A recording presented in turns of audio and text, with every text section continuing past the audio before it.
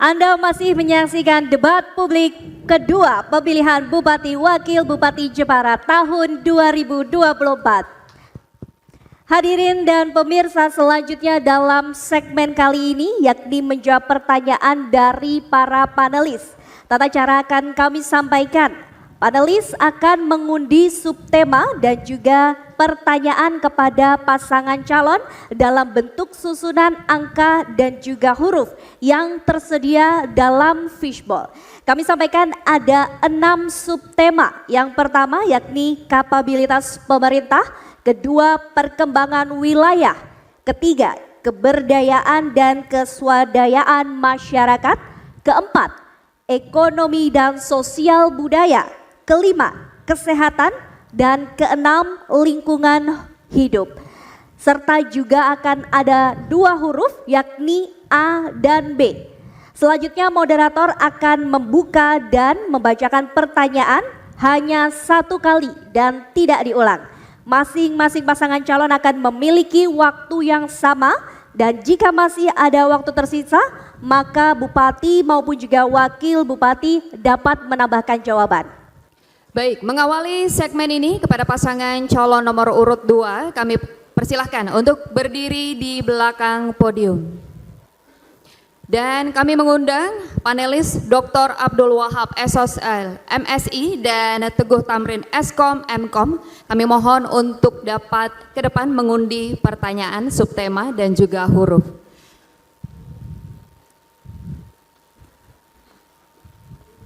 Silakan diambil, ditunjukkan ke hadirin, pemirsa dan juga moderator.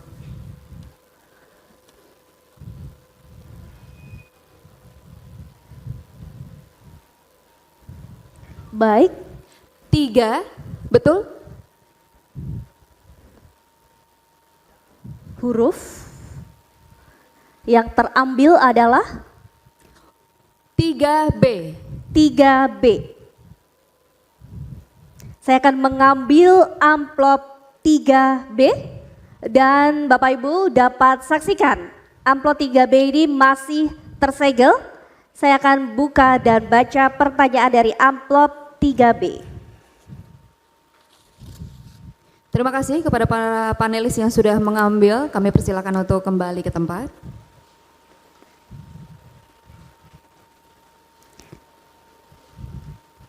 Kepada pasangan calon nomor urut 2, pertanyaan hanya akan kami bacakan 1 kali, mohon untuk disimak karena tidak akan kami ulangi. Keswadayaan masyarakat menjadi bagian penting dalam upaya memajukan daerah. Keswadayaan ini mencakup kemandirian masyarakat baik dalam bidang ekonomi melalui ekonomi kerakyatan, bidang sosial dalam wujud gotong royong, bidang budaya melalui kekuatan identitas budaya lokal, serta juga partisipasi masyarakat dalam seluruh sektor pembangunan.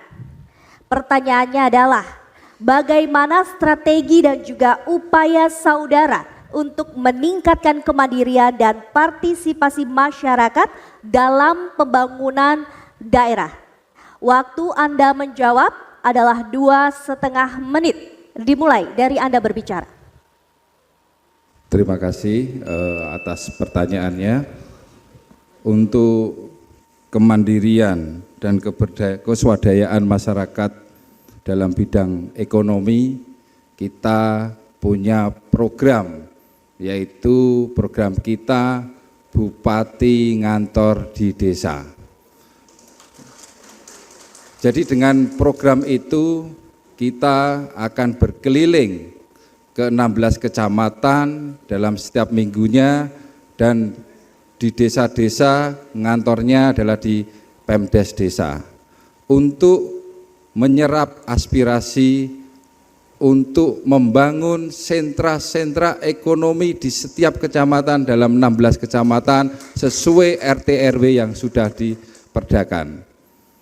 Sehingga kita langsung bisa bertemu masyarakat untuk di mana membangun kemandirian baik itu di tingkat desa maupun di tingkat kecamatan untuk ikut berpartisipasi bergotong royong untuk membangun Jepara yang lebih maju, yang lebih baik dan lebih sejahtera. Kemudian di dalam hal sosial, kita akan mengajak seluruh tokoh masyarakat yang ada di desa dan di kecamatan, baik itu tokoh masyarakat agama, kemudian tokoh pemuda, dan seluruh lapisan masyarakat, baik itu pengusaha, untuk memajukan budaya-budaya yang ada di kecamatan-kecamatan dan di desa-desa. Kemudian UMKM kita akan kita sentrakan sesuai dengan kearifan lokal kecamatan masing-masing dan desa masing-masing. Kemudian kita integrasikan, kita sinergikan dengan kebijakan yang akan kita bikin untuk misalkan wilayah tahunan adalah untuk ekonomi kreatif. Kemudian Karimun Jawa adalah untuk pariwisata. Kemudian untuk wilayah Mayong adalah untuk industri yang keberlanjutan. Maka dengan semangat bersama, saya yakin kemandirian dan keswadayaan masyarakat akan terbentuk. Terima kasih. Assalamualaikum warahmatullahi wabarakatuh. Baik, terima kasih kepada pasangan calon nomor urut 2. Kami persilakan untuk dapat duduk kembali.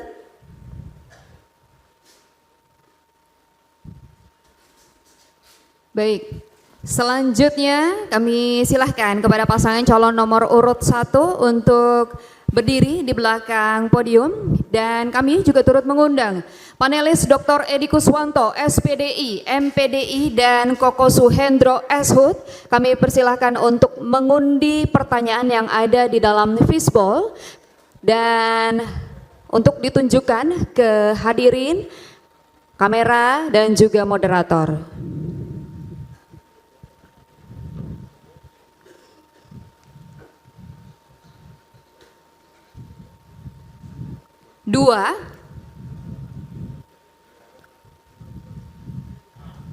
Dua A. Baik, terima kasih Bapak. Kami persilakan untuk kembali ke tempat duduk.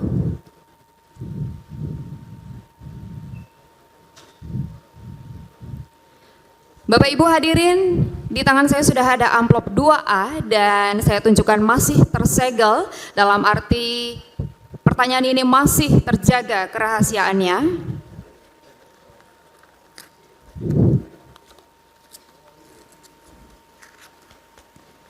Dan kepada pasangan calon, mohon diperhatikan secara seksama karena akan saya bacakan pertanyaan ini hanya 1 kali dan tidak diulang.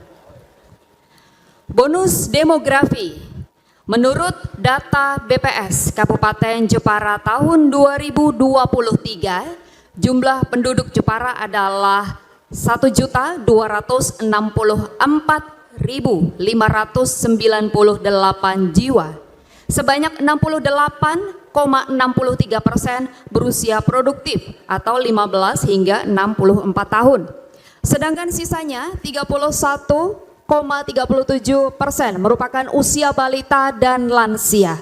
Bonus demografi yang terjadi di Kabupaten Jepara ini harus ditangkap sebagai peluang dan harus didukung generasi produktif yang berkualitas. Karena bonus demografi ini dapat memberikan manfaat, tetapi juga bisa menjadi permasalahan apabila tidak diimbangi dengan pengelolaan yang tepat. Pertanyaannya, apa upaya dan strategi saudara untuk memajukan daerah melalui pengelolaan bonus demografi tersebut? Dan waktu Anda 2,5 menit dimulai dari Anda berbicara, silakan. Bonus demografi merupakan anugerah yang luar biasa, harus kita kembangkan potensi anak-anak muda terutama Gen Z dan generasi milenial. Ini satu upaya yang ingin kita lakukan adalah membuat Teknopark ya. Teknopark ini konsep di mana anak-anak muda kita bisa mengunjungi Teknopark ini, mereka bisa melihat dan mengembangkan diri di Teknopark ini bisa mereka melihat berbagai peluang usaha, juga bisa mengembangkan potensi yang mereka miliki. Jadi kami punya rencana untuk membuat Teknopark untuk Kota Jepara ini untuk mewadahi potensi-potensi dari generasi milenial dan Gen Z supaya mereka bisa lebih mengembangkan diri. Jadi problem misalnya peluang kerja ya, ini yang selama ini sangat dikeluhkan oleh para generasi muda milenial dan Gen Z. Mereka seolah-olah menjadi generasi baru yang belum mampu melihat misalnya seperti peluang kerja. Nah, ini mereka masih meraba-raba di dunia usaha ini. Oleh karena itu kita fasilitasi dengan Teknopark ke depan ini untuk anak-anak muda biar mengidentifikasi potensi diri mereka, kemudian mereka bisa memilih pengembangan diri dengan difasilitasi Teknopark ini. Insya Allah dengan fasilitas pemerintah Kabupaten Jepara dengan Teknopark ini mereka akan lebih produktif ke depan. Tidak akan sempat melakukan sesuatu yang tidak berguna untuk berfoya-foya atau melakukan tindakan-tindakan yang destruktif, apalagi yang hedonistik, tetapi potensi mereka dan terkembangkan dengan adanya fasilitas Teknopark ini. Kami berharap ini bisa memberikan kontribusi yang nyata kepada generasi muda. Terima kasih. Baik, kami persilakan kepada kembali ke tempat duduk.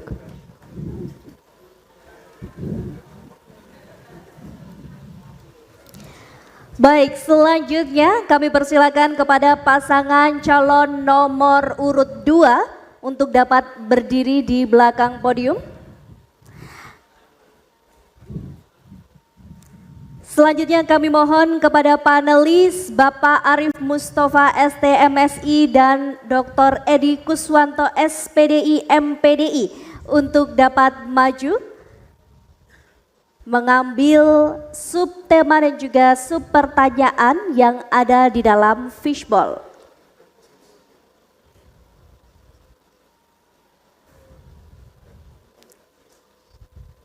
Baik, mohon diperlihatkan kepada hadirin, kamera dan juga moderator.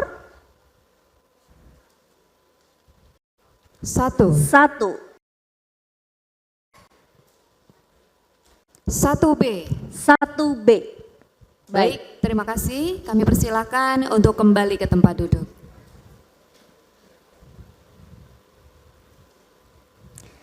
Baik, hadirin dan juga pemirsa, amplop 1B masih tersegel. Saya akan buka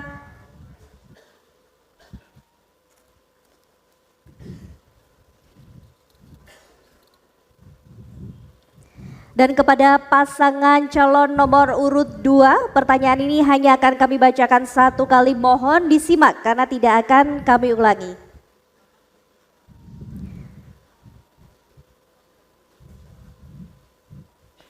Kemajuan daerah salah satunya ditentukan oleh adanya kemampuan mengelola SDM birokrasi. Dari catatan Kemendagri, 3 problem utama SDM birokrasi adalah kompetensi, komitmen, koordinasi, dan juga kolaborasi. Bahkan dalam hal kompetensi, baru sekitar 20% ASN yang dianggap dapat diandalkan. Komitmen, koordinasi, dan juga kolaborasi juga tidak kalah penting untuk diperhatikan. Dan pertanyaannya adalah, bagaimanakah strategi dan juga upaya saudara dalam memberikan solusi permasalahan birokrasi tersebut? Waktu Anda menjawab adalah 2,5 menit, dimulai dari Anda berbicara.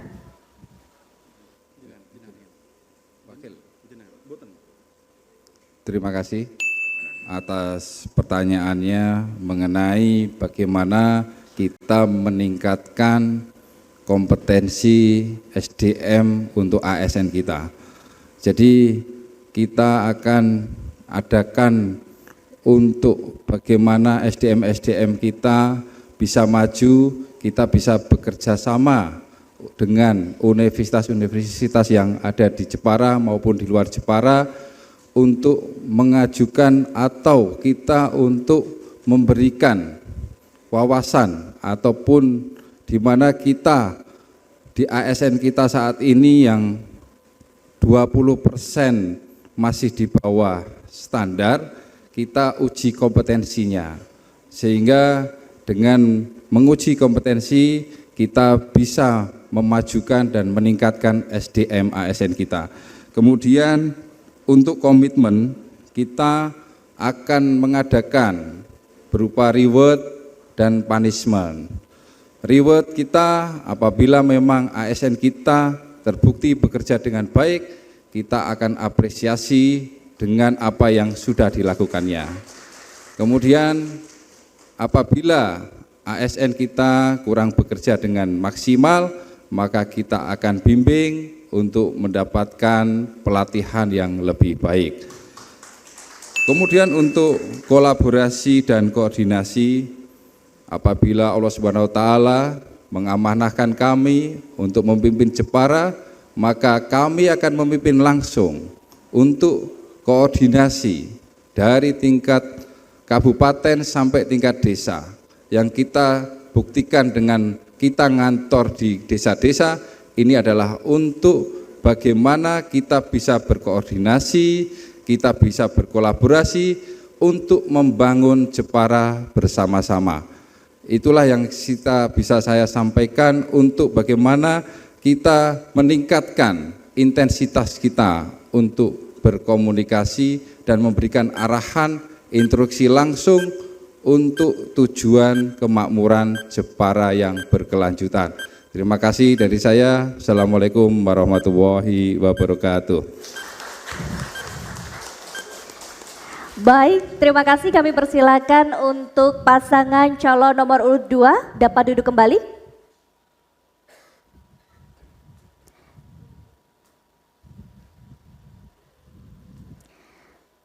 Selanjutnya kami persilakan kepada pasangan calon nomor urut 1 untuk dapat kembali berdiri di belakang podium. Kami juga turut mengundang panelis Teguh Tamrin Eskom, Mkom, dan Dr. Abdul Wahab SOL MSI. Kami di pertanyaan yang ada di depan. Silahkan untuk ditunjukkan ke hadirin, ke kamera pemirsa yang ada di rumah, dan juga ke moderator.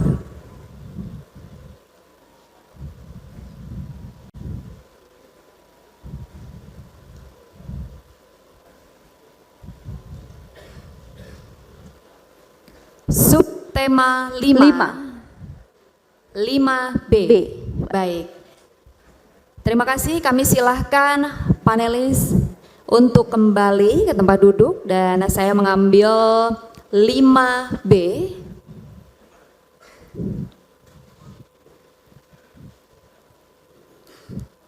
Hadirin, di tangan saya sudah ada amplop 5B dan saya tunjukkan masih tersegel. Mohon disimak dengan seksama pertanyaannya Bapak, karena saya akan membacakan pertanyaan ini hanya satu kali dan tidak diulang. Pelayanan kesehatan harus dapat diakses dan dirasakan secara merata oleh seluruh masyarakat tanpa memandang status sosial ekonominya.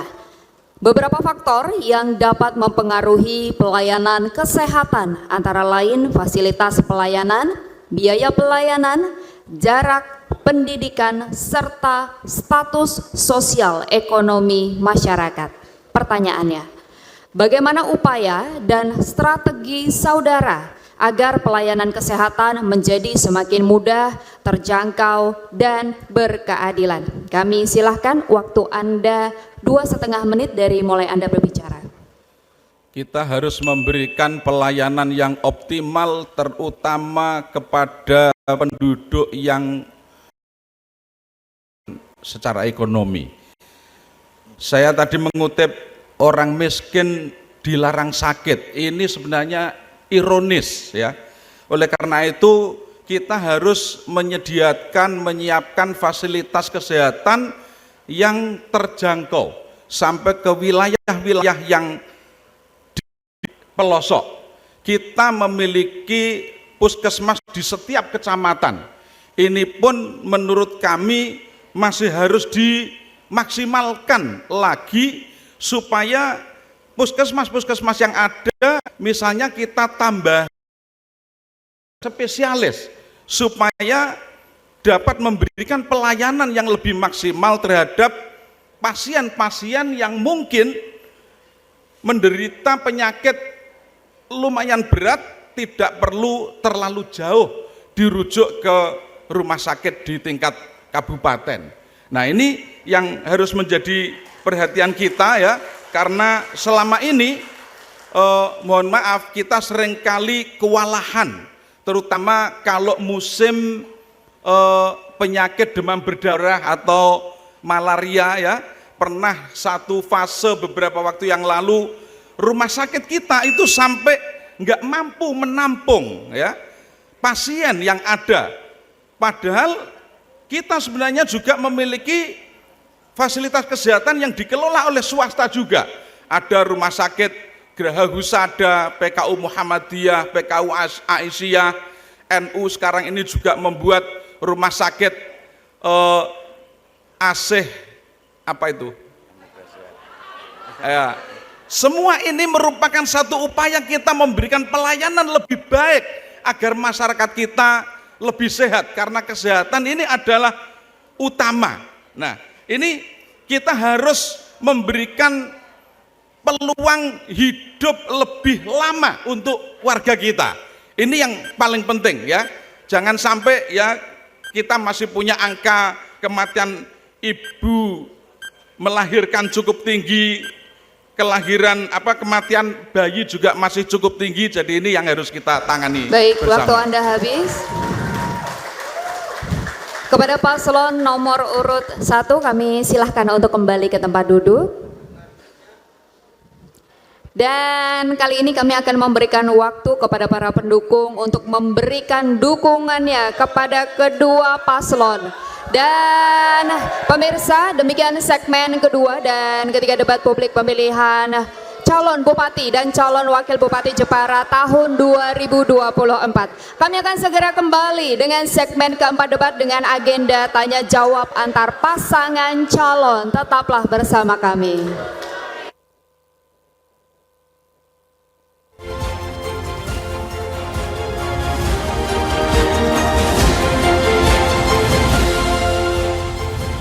Masih dalam debat publik pemilihan calon bupati dan calon wakil bupati Jepara tahun 2024.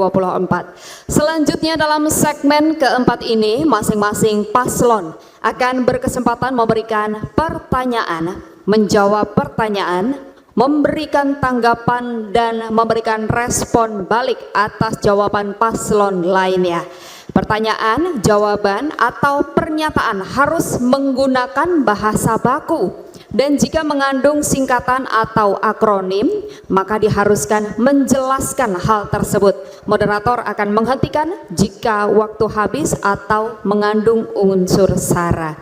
Baik, kepada seluruh paslon, kami silahkan untuk berdiri di belakang podium.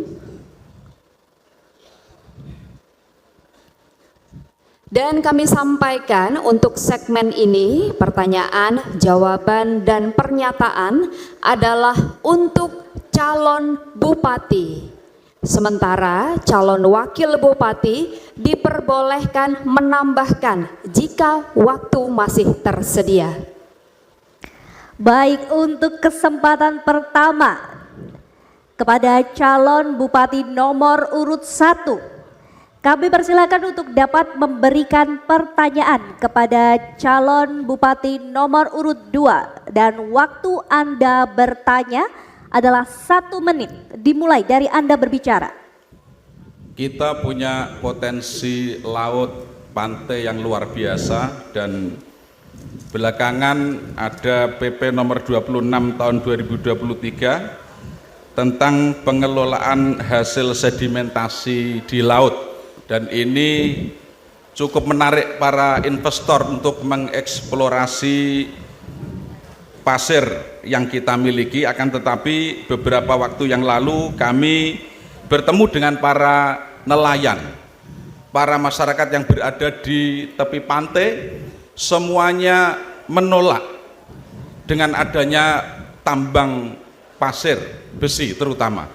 Nah, ini meskipun PP nomor 26 di dalam bab 3 pengendalian pasal 7 itu memperhatikan lingkungan, biota laut, kerusakan permanen habitat laut dan sebagainya, akan tetapi mereka masih tetap menolak. Bagaimana tanggapan Anda? Baik, kepada calon Bupati nomor urut 2 kami persilakan untuk menjawab pertanyaan tersebut dengan waktu 3 menit dimulai dari Anda berbicara. Terima kasih atas pertanyaannya dari Paslon 01. Mungkin lebih dijelaskan lagi, PP tersebut itu mengenai pasir laut. Jadi berbeda dengan yang tadi ditanyakan juga, itu pasir besi. Jadi pasir laut dan pasir besi adalah hal yang berbeda. Tapi saya akan tetap menjawab apa yang menjadi pertanyaan supaya statement saya bisa clear untuk masyarakat pesisir Jepara yang ada di pantai-pantai Kabupaten Jepara. Untuk PP yang baru itu adalah mengeksplorasi untuk pasir laut. Alhamdulillah Jepara tidak ikut area yang menjadi peraturan tersebut, sehingga kita cukup clear untuk mengenai penambangan pasir laut, karena pasir laut yang ada di Jepara ini sedimennya tidak ada, sehingga apabila pun saya menjadi pimpinan di Jepara, saya akan berkomunikasi maksimal dengan pemerintah pusat, khususnya Kementerian Kelautan, untuk memberikan hal-hal yang terbaik untuk Jepara, melindungi nelayan Jepara, melindungi masyarakat pantai di Jepara dari eksplorasi pantai pasir laut. Kemudian untuk yang pasir besi, mungkin saya singgung sedikit, di Kabupaten Jepara secara perizinan memang ada beberapa yang masih aktif, tapi secara ekonomi ataupun secara real di lapangan sudah tidak ada lagi penambangan pasir besi. Jadi saya kira cukup clear statement saya bahwa Paslon Mawar juga punya kepentingan untuk melindungi aset-aset pantainya dari kerusakan-kerusakan yang terjadi karena peraturan-peraturan yang mungkin kurang berpihak terhadap lingkungan Kabupaten Jepara. Sehingga saya tegaskan sekali lagi, kami akan memaksimalkan untuk melindungi lingkungan Jepara. Terima kasih. Assalamualaikum warahmatullahi wabarakatuh. Baik, kami persilakan kepada calon Bupati nomor urut 1 untuk dapat memberikan tanggapan, dan waktu Anda menanggapi adalah 2 menit dimulai dari Anda berbicara.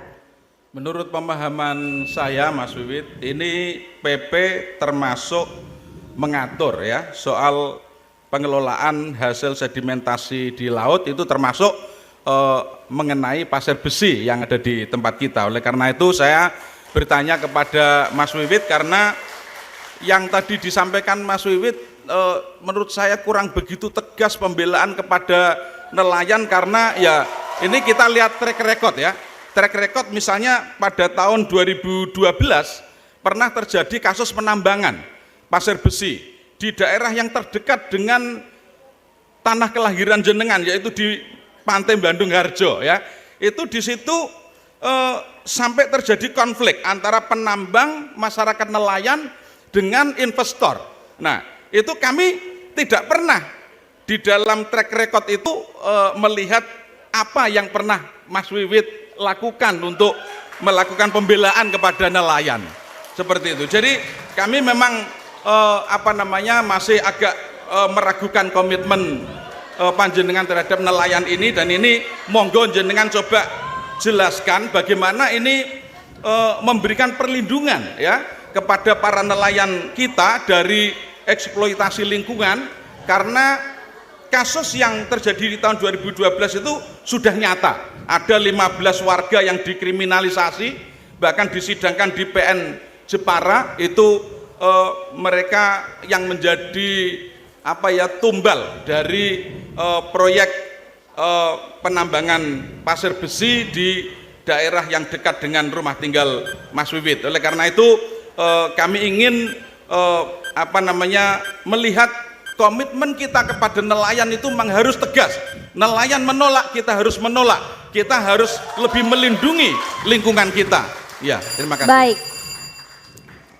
Selanjutnya kepada calon Bupati nomor urut 2 kami persilakan untuk dapat merespon kembali dalam waktu 2 menit dimulai dari Anda berbicara. Terima kasih atas tanggapannya. Berarti yang ditanyakan adalah pasir besi, bukan pasir laut. Jadi kami alhamdulillah kebetulan saya adalah warga Bandung Harjo sendiri, dan kebetulan juga keluarga kami adalah yang memerintah di sana, sehingga kami tegaskan, kami komitmenkan bahwa penambangan pasir besi khususnya di Bandung Harjo untuk tidak dilanjutkan.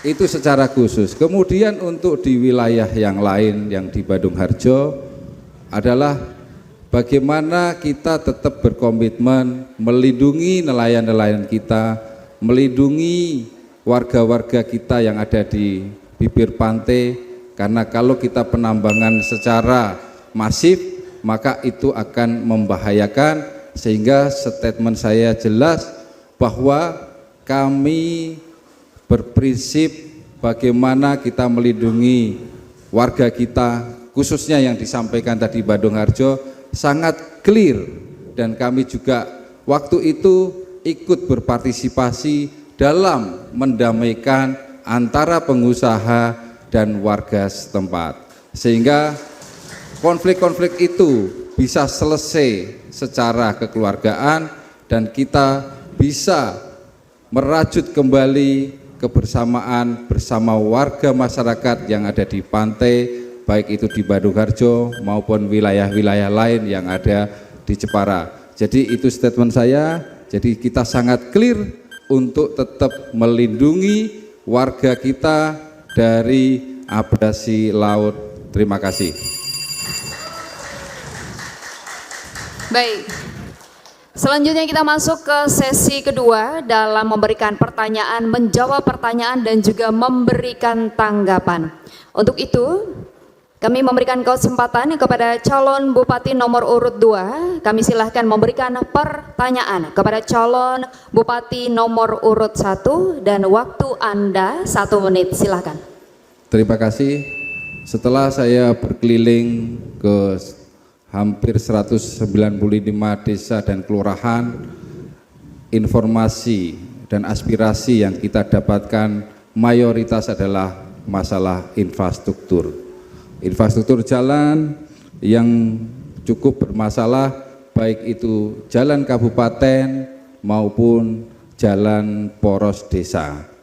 Mungkin yang bisa saya tanyakan yang menjadi concern kita adalah bagaimana strategi dari paslon nomor urut 1 untuk menyelesaikan persoalan-persoalan infrastruktur yang ada, baik itu jalan kabupaten maupun jalan poros desa dalam waktu 5 tahun yang akan datang. Terima kasih. Baik, cukup. Kami silahkan kepada calon Bupati nomor urut 1. Kami silahkan untuk menjawab pertanyaan, dan waktu Anda 3 menit dari mulai Anda berbicara. Silahkan. Infrastruktur jalan ini sudah sedemikian parah yang kita hadapi, jadi mungkin menyelesaikan dalam waktu 5 tahun itu ya kita harus kerja keras ya untuk memuluskan jalan kembali. Memang banyak sekali problem jalan lobang ini, kalau kita mau menyelesaikan dalam waktu pendek, kita punya program yang namanya klinik jalan ya. Klinik jalan itu artinya kalau begitu kita dengar ada jalan lobang ya harus langsung kita tempel seperti itu, tidak menunggu penganggaran ya, penganggaran dari APBD. Nah, kita harus pandai-pandai untuk melakukan lobby ke atas, baik untuk anggaran APBD provinsi maupun anggaran APBN, itu kita harus pandai-pandai untuk menangani jalan yang sudah sedemikian parah ini ya, karena ada beberapa ruas jalan yang itu kategorinya jalan provinsi. Nah, itu kalau kita bisa mengusulkan ya untuk menjadi jalan nasional, kita bisa mengusulkan itu dengan penganggaran dari APBN. Oleh karena itu kita harus berusaha semaksimal mungkin, tidak hanya nyagerke kemampuan APBD kita sendiri, akan tetapi kita juga harus aktif berkomunikasi ya, dinas PU kita motivasi, kita dorong untuk selalu berhubungan, melakukan lobby dengan pemerintah provinsi maupun tingkat nasional untuk menurunkan ya proyek-proyek pembangunan jalan di daerah kita. Nah, sebenarnya di pemerintah desa itu juga punya anggaran desa ya. Anggaran desa ini juga kita dorong supaya yang jalan desa itu bisa di-cover oleh anggaran di tingkat desa sendiri. Nah, akan tetapi ini pasti tidak akan mampu juga ya mereka menyelesaikan itu. Oleh karena itu kita selalu memberikan support dengan BAN-KEU ya, dari tingkat kabupaten maupun kita juga BAN-KEUDes ya, BAN-KEUDes dari tingkat kabupaten maupun tingkat provinsi itu selalu kita ikhtiarkan supaya seluruh jalan yang ada ini bisa terselesaikan dalam kurun waktu yang menurut saya 5 tahun untuk menangani kerusakan jalan yang sudah sedemikian parah itu cukup keras ya, kita harus bekerja gitu. Terima kasih. Selanjutnya kami silahkan kepada calon bupati nomor urut 2 untuk memberikan tanggapan, dan waktu Anda 2 menit, silahkan. Terima kasih atas tanggapannya. Jadi mungkin saya jelaskan sedikit data mengenai jalan kabupaten supaya lebih konkret. Data kita menunjukkan sekitar 107 km jalan kabupaten yang dalam kondisi kurang mantap, sehingga diperlukan anggaran sekitar 200-an miliar, 210 miliar untuk menyelesaikan. Jadi kalau hanya dengan klinik 9 miliar tidak akan tercapai hal itu. Kemudian yang kedua adalah, yang saya tanyakan adalah jalan poros desa. Jalan poros desa itu yang kita punya data kurang lebih hampir 129 km. Nah, apabila kami pasangan Mawar bisa memimpin, diamanai memimpin Jepara, maka kita akan alihkan jalan poros desa ini menjadi jalan kabupaten, sehingga solusi-solusi yang nyata untuk membangun Jepara dalam waktu kita 3 tahun, Jepara jalan-jalannya bisa mulus.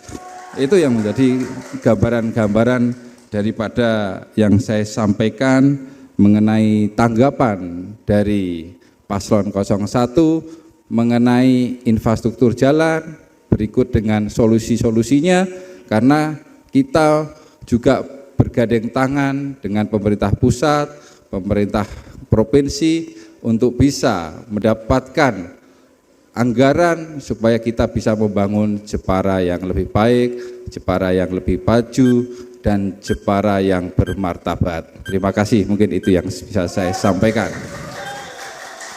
Masih ada waktu, ada yang mau ditambahkan? Cukup? Baik.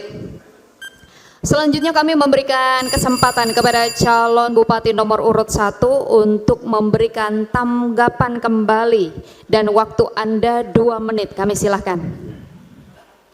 Anggaran untuk infrastruktur ini memang akan cukup menyedot banyak anggaran ya. Jadi kalau kita hanya menyagerke dari anggaran APBD kabupaten, saya kira kita akan cukup alokasi bantuan-bantuan sosial yang lain. Oleh karena itu, sekalipun mungkin kita bisa melakukan itu semuanya, akan tetapi kita akan mengusulkan lebih baik ya, mengusulkan jalan-jalan di tingkat kabupaten itu kita up ya, menjadi jalan provinsi. Yang jalan provinsi juga kita up ke jalan nasional. Supaya apa? Supaya kita bisa lebih menurunkan ya program-program dari provinsi maupun dari tingkat nasional. Saya kira kalau kita terlalu besar menganggarkan untuk infrastruktur, nanti kita bisa jadi akan kewalahan ya di dalam memenuhi anggaran-anggaran untuk fasilitas kesehatan, fasilitas sosial yang lain. Ini yang menurut saya lebih banyak kita harus sentuh kepada masyarakat kita.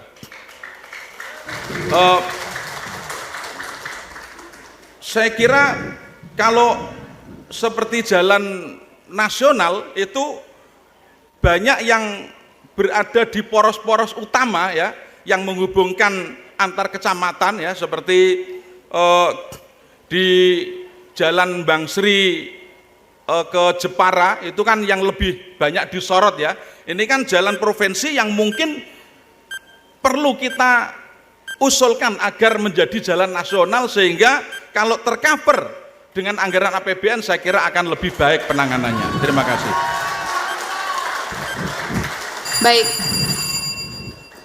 Baik, kali ini kita berikan apresiasi kepada seluruh paslon yang sudah menyelesaikan sesi ini.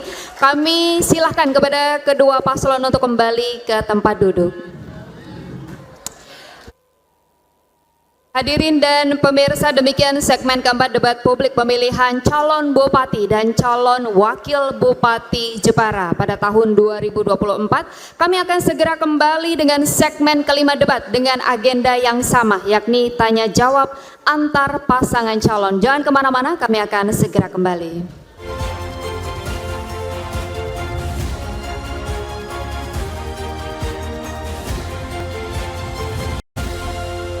Bapak Ibu, Baik. wah terlalu semangat ini ya. Nah, ditunggu dulu Bapak Ibu, nanti kami akan memberikan kesempatan kembali tentunya kepada pendukung paslon untuk memberikan dukungannya ya. Baik, Bapak Ibu hadirin dan pemirsa, Anda masih menyaksikan debat publik kedua pemilihan Bupati Wakil Bupati Jepara tahun 2024. Selanjutnya dalam segmen kelima ini, masing-masing pasangan calon akan berkesempatan memberikan pertanyaan, menjawab pertanyaan, memberikan tanggapan dan juga respon kembali atas jawaban dari pasangan calon lainnya. Pertanyaan, jawaban, ataupun juga pernyataan harus menggunakan bahasa yang baku, dan jika mengandung singkatan atau akronim, maka diharuskan untuk menjelaskan hal tersebut. Moderator akan menghentikan jika waktu habis ataupun jika mengandung unsur sara. Baik, selanjutnya kami silakan kepada seluruh paslon untuk berdiri di belakang podium masing-masing. Kami sampaikan untuk segmen ini pertanyaan, jawaban, dan pernyataan adalah untuk calon wakil bupati. Sementara calon bupati diperbolehkan menambahkan jika waktu masih tersedia. Dan untuk kesempatan pertama kepada calon wakil bupati nomor urut 2, kami silahkan memberikan pertanyaan kepada calon wakil bupati nomor urut 1, dan waktu Anda untuk memberikan pertanyaan adalah 1 menit dimulai dari Anda berbicara. Silahkan. Ya, terima kasih. kabupaten kita masih mengalami permasalahan terkait defisit anggaran APBD Kabupaten Jepara. Untuk mengatasi permasalahan tersebut, maka pendapatan daerah kita perlu tingkatkan. Yang kami ingin tanyakan kepada paslon nomor urut 1, bagaimana strategi paslon nomor urut 1 dalam meningkatkan PAD Kabupaten Jepara, khususnya dari sektor penerimaan pajak daerah. Cukup.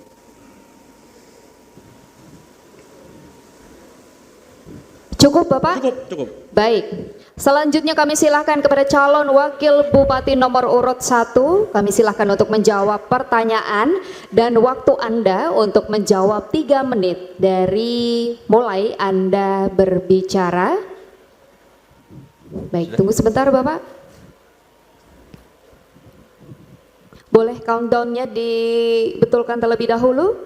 Waktu Anda untuk menjawab 3 menit Bapak, silahkan. Oke, terima kasih Mas Hajar. Gus Hajar, nanti disalahin lagi sama ibu-ibu nanti. Gus, pangapunten. Memang kalau berbicara defisit anggaran, kita gali dulu Gus. Apa itu yang dimaksud defisit? Jangan terjebak. Di situ penempatannya seperti apa di anggaran itu? Apa yang terkandung di dalamnya? Apakah dari hal silfakah atau dari hal apa? Soalnya kalau dilihat defisit, apa dari pada saat penganggarannya? Kan ini hal yang jadi pertanyaan yang besar. Kalau perihal PAD, banyak sekali potensi Jepara itu sangat luar biasa dahsyat. Melihat dari tingkat geografisnya, dari pantai dengan ketinggian 0,5 mdpl yang ada di Kedung sampai ketinggian 1.300 yang ada di mana itu sana Tempur. Nah itu 1.300 mdpl sekitar segitu. Itu kalau mau digali itu dampaknya sangat dahsyat untuk langsung untuk pendapatan asli daerahnya. Belum lagi para wisata yang datang. Dan kebetulan keluhan para wisata yang datang ke Jepara ini perihal sektor transportasi. Angkutan umumnya hidup segan mati tak mau. Ini persoalan dan harus segera diselesaikan. Itu. Apapun yang mau kita buat, kalau memang jalurnya ini mohon maaf belum diperbaiki, belum dioptimalisasi, ya akhirnya untuk berbicara peningkatan yang akan tersendat. Yang kedua perihal industri, dan di sini ada industri padat karya, ada industri besar, industri menengah, bahkan rumahan. Nah ini penempatan kita yang memposisikan supaya porsinya sesuai. Kalau kami mengusulkan kedepannya kami ingin menerapkan strateginya, strategi clustering berdasar permodalan. Bila mana modalnya di atas 50 miliar itu harus di kawasan khusus. Dan kepala daerah itu berhak untuk membuat perizinan sampai 400 hektar. Itu boleh. Nah itu perihal kondisi pengawasan, pengendalian itu lebih bisa tertata dengan rapi. Kalau itu penempatannya kita di kawasan. Kalau zonasi, itu mikirnya memang baik, waktu kasih. Anda habis. Terima kasih. Selanjutnya kami silahkan calon wakil bupati nomor urut 2. Kami silahkan untuk memberikan tanggapan dan waktu Anda 2 menit. Silakan. Ya, terima kasih Mas Iqbal, sahabat saya atas jawabannya. Tapi saya menanggapi dengan membuka pantun. Jaka sambung memakan ikan mas. Boten nyambung mas. Pertanyaan saya itu sudah jelas. Bagaimana terkait meningkatkan PAD Kabupaten Jepara dari sektor pajak daerah. Tapi jawabannya sampai pariwisata dan lain-lain. Jadi ini salah satu strategi pasangan mawar pasangan mawar, nggih, salah satu strategi pasangan mawar untuk mengoptimalisasi peningkatan APBD daerah dari sisi pajak daerah, yaitu mengidentifikasi potensi penerimaan pajak yang belum teridentifikasi dengan baik. Okay. Jadi karena ini belum teridentifikasi dengan baik, makanya peningkatan APBD dan penerimaan pajak daerah ini belum maksimal. Contohnya pajak reklame. Kalau kita lihat pajak reklame ini kan belum jelas titiknya berapa, jumlahnya berapa. Nah ini nanti strategi paslon mawar ini mengidentifikasi reklame-reklame yang ada untuk memperoleh peningkatan daerah yang ada di Kabupaten Jepara. Terus strategi yang kedua, menggandeng seluruh stakeholder untuk bersama-sama mensosialisasikan, yaitu terkait pajak daerah. Dan kita adalah pemerintah mengadakan kolaborasi. Nanti kita akan koordinasi dengan pelaku-pelaku usaha.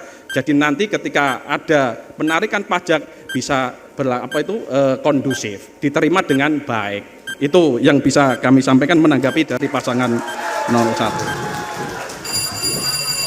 Selanjutnya kami berikan kesempatan kembali kepada calon wakil bupati nomor urut 1 untuk memberikan tanggapan kembali dengan waktu 2 menit. Silakan.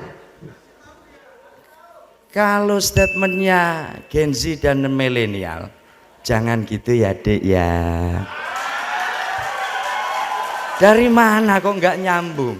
Kalau kita berbicara itu harus alurnya jelas.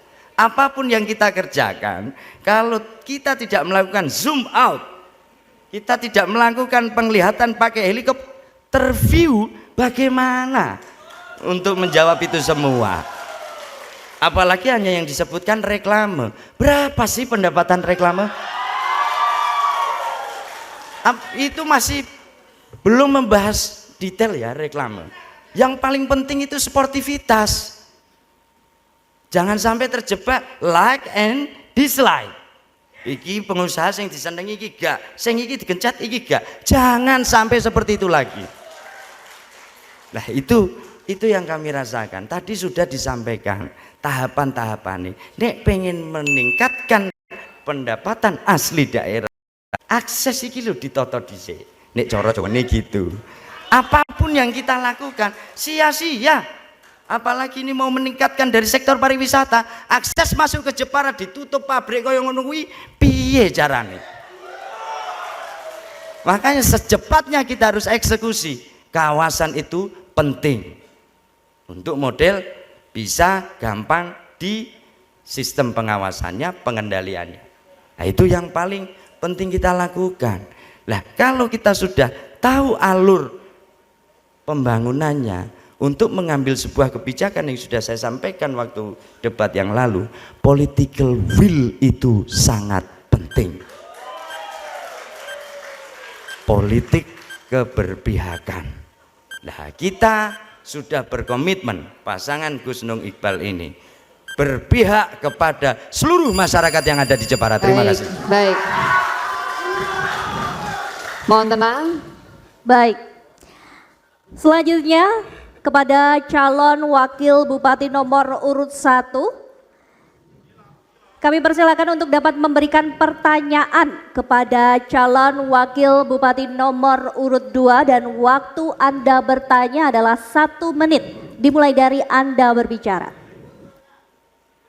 Terima kasih Gus Hajar.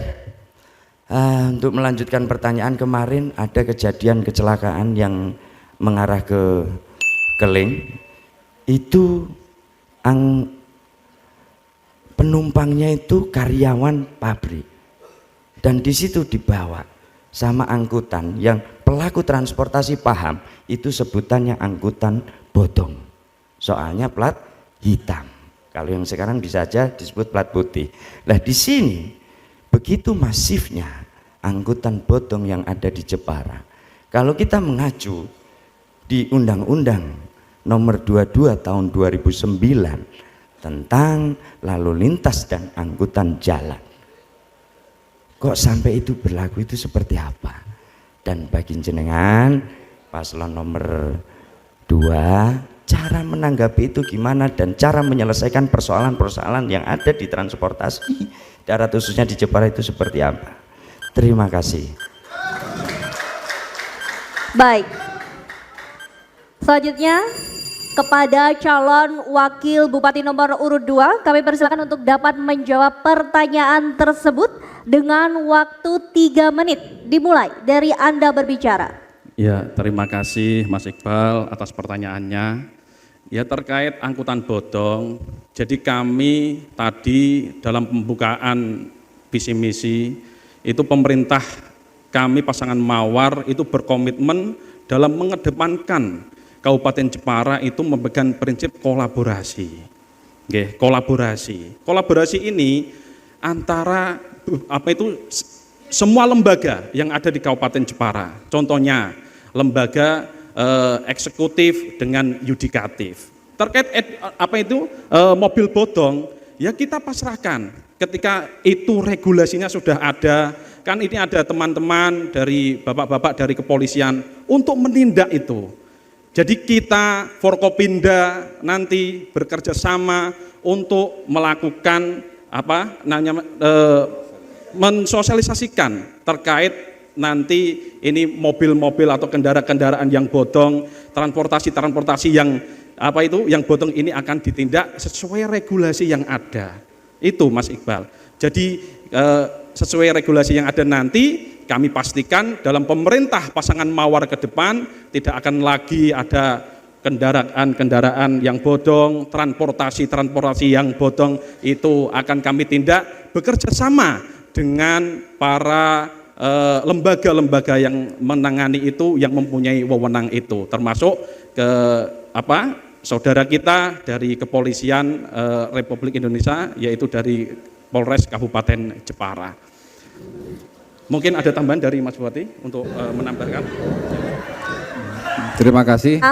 Jadi menambahkan saja yang sudah disampaikan oleh Gus Hajar bahwa pemerintahan dari Kabupaten Jepara pastinya akan menguatkan sinergi kepada lembaga-lembaga lain seperti kepolisian untuk menertibkan transporter yang dianggap ilegal.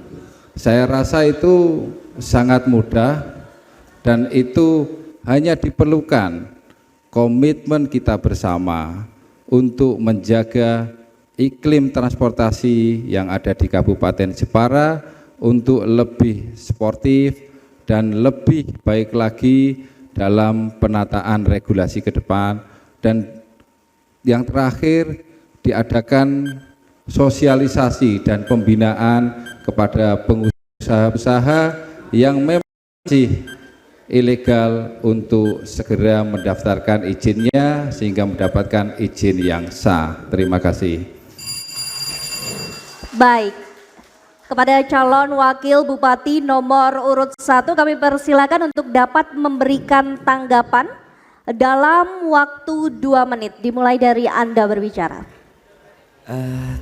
Terima kasih Mas Gus Hajar dan Mas Wiwit. Emang tidak hanya itu. Kalau tadi saya meminjam Gus Hajar kok mboten nyambung, nggak ngoten lah. Nah di sini kalau kita berbicara angkutan bodong, tadi memang sudah saya contohkan bahwasanya ada kecelakaan dan ada korban. Nah gitu loh. Nah di sini menyikapi angkutan bodong gimana? Aturannya sudah jelas. Titikane iki gampang. Nek angger ini, kalau ini selain plat kuning berarti bodong. Lah di sini ada kebijakan fiskal yang luar biasa. Mari dalam kesempatan ini kami sosialisasikan sekalian bahwasanya bila mana ada angkutan yang notabene-nya belum berizin, ini kalau kita edukasi untuk supaya berizin dan menjadi plat kuning ada diskon 70%. Sederek sedulur, kalau pembayaran pajak kendaraan bermotornya itu nanti ada diskon 70%. Ini perjuangan kita bersama untuk mendapatkan kebijakan fiskal seperti itu. Jadi kemudahan-kemudahan ini supaya apa?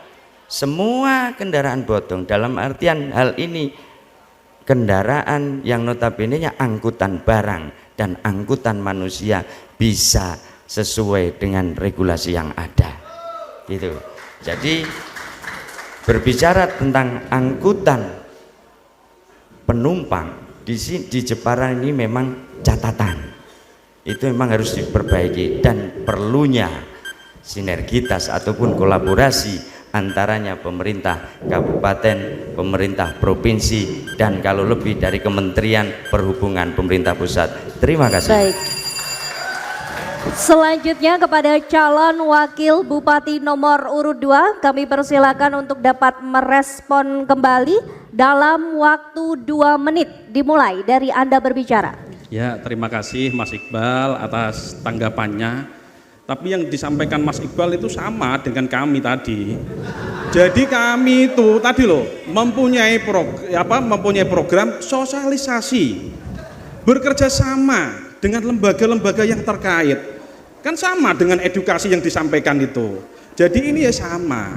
Jadi kami pasangan Mawar dalam visi misi ke depan untuk membangun Kabupaten Jepara mengedepankan prinsip kolaborasi antar sesama lembaga yang ada di Kabupaten Jepara, baik itu lembaga yudikatif, lembaga legislatif, terutama untuk mengatasi kendaraan-kendaraan yang ilegal ini. Ini kan wewenangnya. Tadi Mas Iqbal sudah menjelaskan, aturannya sudah jelas. Lah aturannya sudah jelas kok ditanyakan ngapain? Aturannya sudah jelas.